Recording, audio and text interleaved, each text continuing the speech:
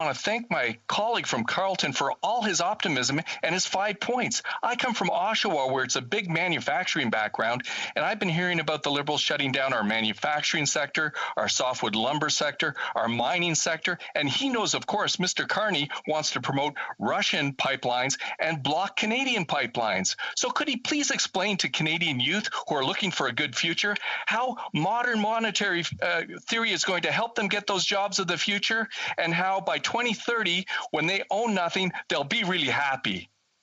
The honourable member for Carleton.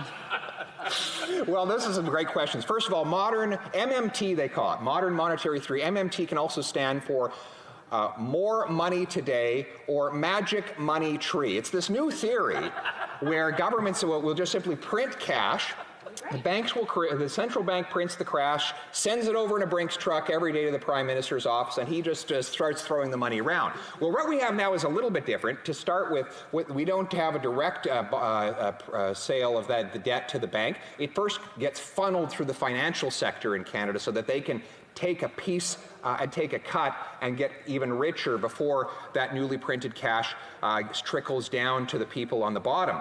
But the bottom line is that what we have today is very similar to MMT. It is printing mass sums of cash that inflates the assets of the rich and raises the consumer prices of the poor. That is a massive new inflation tax that will only help big government, big business, and the super rich at the expense of the working class. That's why we're speaking out against it. As for Mr. Carney, you're right, he's part of the World Economic Forum that the finance minister joins, which says that in 2030, only 9 years from now, you will own nothing and you will love it. That is the agenda of these people. Maybe that's why over the last year they've done everything in their power to make housing completely unaffordable so that nobody can afford it except them, a small group of landed aristocrats, while the common people are out in the field doing the work. We on this side want to democratize property ownership, make it available to everybody.